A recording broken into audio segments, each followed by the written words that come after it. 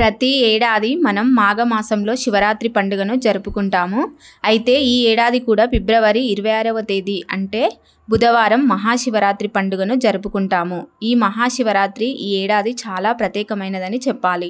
దాదాపు 149 సంవత్సరాలకు ఒకసారి వచ్చే ఈ అద్భుతమైన రోజును శివరాత్రి పండుగ కావటంతో ఈరోజు చాలా పవిత్రమైన దినంగా పరిగణిస్తారు.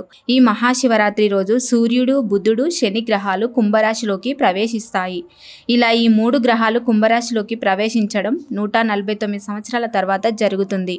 ఈ క్రమంలోనే ఈ శివరాత్రి పండుగ రోజు ఎవరైతే ఆ మహాశివుని అభిషేకించి భక్తి శ్రద్ధలతో పూజిస్తారో వారి కోరికలన్నీ నెరవేరుతాయని పండితులు చెబుతున్నారు. ఇలాంటి అరుదైన కలయిక 1965లో జరిగింది. మళ్ళీ ఫిబ్రవరి 26వ తేదీన మహాశివరాత్రి పండుగ జరగనుంది. సూర్యుడు, బుధుడు, శని యోగం వల్ల మంచి జరుగుతుంది. ఈ మహాశివరాత్రి రోజు శుక్రుడు ఉచ్చరాశి అయిన మీనరాశిలో ఉంటాడు. దీంతో పాటు రాహు కూడా ఉంటాడు. ఇవే కాకుండా సూర్యుడు, శని కుంభరాశిలో ఉండటంతో పాటు శుక్రుడు తన శిష్యుడు రాహుతోనూ మీనరాశిలో ఉంటాడు. వీటన్నింటి కలయిక కూడా దాదాపు 149 ఏళ్ల తర్వాత జరుగుతుంది. అందుకే ఎంతో పవిత్రమైన ఈ రోజున ఉదయమే నిద్ర లేచి ఆ పరమశివుని అభిషేకించి అనంతరం భక్తి శ్రద్ధలతో పూజ చేయడం వల్ల మన జీవితంలో ఏ విధమైనటువంటి కష్టాలు లేకుండా మన కోరికలన్నీ కూడా నెరవేరుతాయని పండితులు చెబుతున్నారు.